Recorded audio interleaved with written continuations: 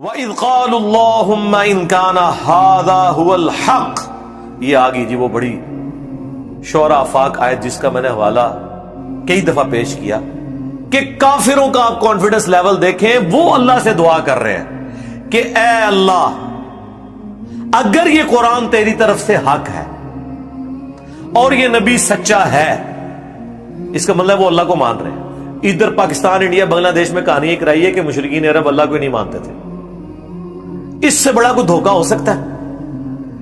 اور اسی کی بنیاد پہ انہوں نے قرآن کی ساری توحید فارغ کر دی کہ جو تو اللہ نو مندے ہی نہیں سن، لہذا یہ آیتیں تو ہمیں پیش نہ کریں، ہم تو اللہ کو مانتے ہیں۔ سرکار وہ ایسا مانتے ہیں کہ دیکھیں میدان جنگ میں وہ یا بھاول حق بیڑا تک نہیں کہہ رہے، یا معین الدین چشتی پار لگا دے کشتی نہیں کہہ رہے، وہ میدان جنگ میں کافر، غزوہ بدر میں کافر یہ دعا کر رہے ہیں کہ اے اللہ ان کان ھذا ھو الحق، اگر یہ قرآن تیری طرف سے سچی کتاب ہے، یہ نبی سچائی پر ہے، من عندک تیری طرف سے، فامطر علینا حجارۃ من السماء، تو ہم پر پتھر نازل فرما دے اسی وقت، کیونکہ ہم تو اس کو نہیں مان رہے، نبی اس قرآن کو نہیں مان رہے، تو ابھی پتھر نازل فرما، اوی اتینا بعذاب علیم، یا پھر ہم پر دردناک عذاب لیا اسی وقت۔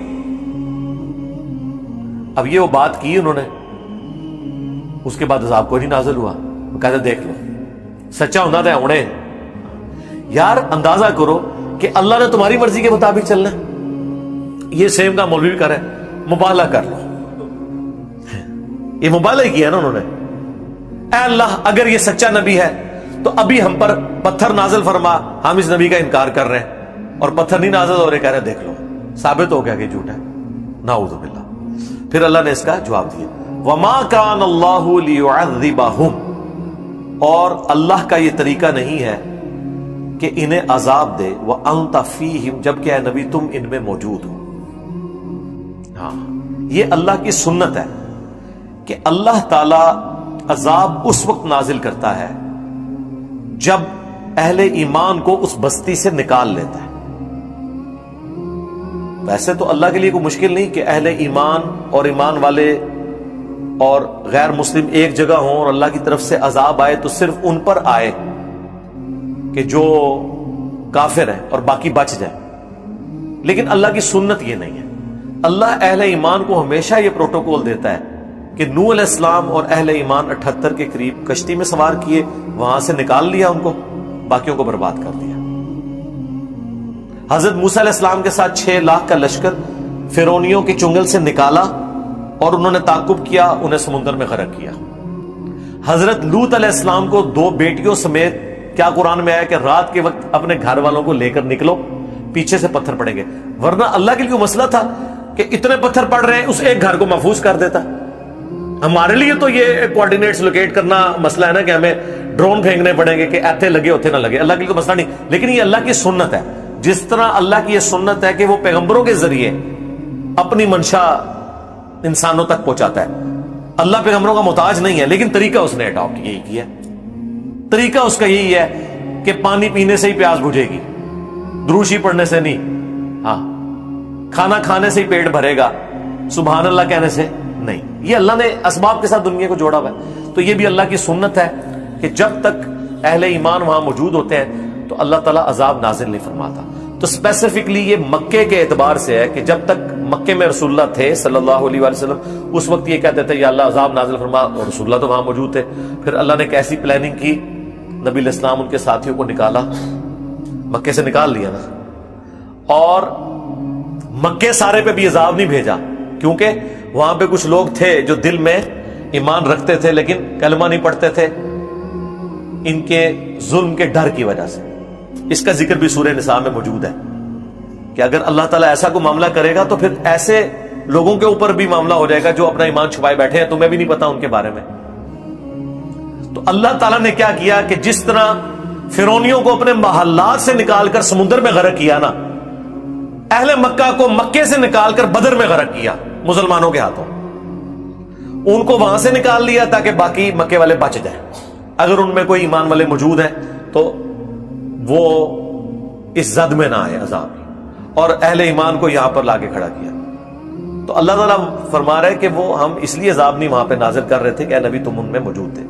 وما كان الله معذبهم وهم يستغفرون، اور اللہ تعالیٰ ان کو بھی عذاب نہیں دے گا جبکہ ان میں ایسے لوگ موجود ہوں جو اللہ سے ڈرنے والے، استغفار کرنے والے ہوں.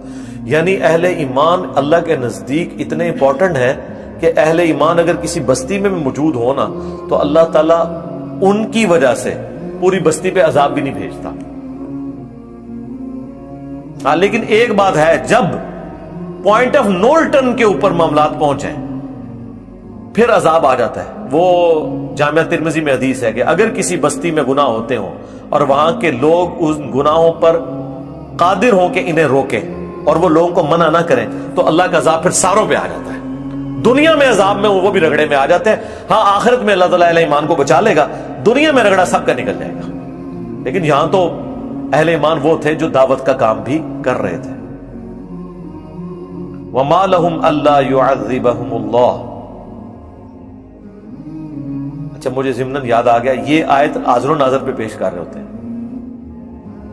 کہ اے نبی جب تک تم ان میں موجود ہو تو ہم ان پر عذاب نہیں بھیجیں گے. وہ کہتے ہیں جو مسلمانوں پہ عذاب نہیں آ رہا تو رسول اللہ ہمیں موجود ہیں، پتہ نہیں انہیں منگولوں کا عذاب کیوں نہیں نظر آ رہا. اس منگول کی بات نہیں ہو رہی، وہ وڈے منگول جڑے کافر منگول سن، جنہوں نے اینٹ سے اینٹ بجا دی سلطنت عباسیہ کی، بغداد کو تباہ و برباد کر دیا، سارے بزرگان دین، سارے بزرگان بے دین سارے وڈ کے رکھ چھڑے. وہ اللہ کا عذاب نہیں آیا تھا؟ عذاب آیا. وہ جو نبی اسلام کی دعا ہے نا صحیح مسلم میں کہ اے اللہ میری امت پہ ایسا عذاب نہ بھیجنا کہ پوری امت ہی تباہ ہو جائے، کیونکہ اگلی امتوں میں جب عذاب آتا تھا نا تو صرف اہل ایمان بچائے جاتے تھے، باقی سارے تباہ ہو جاتے تھے. اس طرح کا کوئی عذاب اس امت میں نہیں آئے گا. یہ نہیں کہ عذاب نہیں آئیں گے، عذاب آئے ہیں. بخاری میں موجود ہے قرب قیامت میں خنزیر اور بندروں کی شکلیں بھی بنیں گی لوگوں کی، اور آپ کو لوگ وہ فخریہ بتا رہے ہوتے ہیں جی بنی اسرائیل بندر بن گئے تھے، اس امت میں ابھی تک کوئی نہیں ہماری شکلیں بگڑی. جی بگڑن یہ انتظار کرو، ٹائم آ لین دو. ہاں اوور آل پوری امت نہیں ہوگی، یہ ہے دعا. باقی عذاب تو ہے، ہمیشہ ہمارے اوپر عذاب نازل ہوتے رہے مسلمانوں کے اوپر. سب سے بڑا عذاب ملوکیت، زبان بندی، ظلم، استحصال حکمرانوں کے ذریعے صدیوں تک ہوتا رہا، ابھی بھی ہو رہا ہے. آج بھی سارا سیلاب غریبوں کی طرف جاتا ہے اور امیر جو ہیں وہ خوشحالی کی زندگی گزار رہے ہیں. ہاں پھر اینڈ رزلٹ یہ ہوتا ہے کہ ان کی تعفن شدہ لاشوں کی بدبو کی وجہ سے ہم سائے بتاتے ہیں کہ جی 3 دن پہلے مر گیا تھا اور بچے نے زہر دے کے مار دیا اور اسٹامپ پیپر پہ سائن کروا کے تو اس نے زمین اپنے نام لگوا لی. یہ ان کا اینڈ ہوتا ہے ان امیر لوگوں کا جو غریبوں کا استحصال کر رہے ہوتے ہیں. تو عذاب آتا ہے، یہ بے فکر ہیں آپ، بچنا کوئی نہیں کسی نے، دنیا میں نہ آیا آخرت میں تو آنا ہے.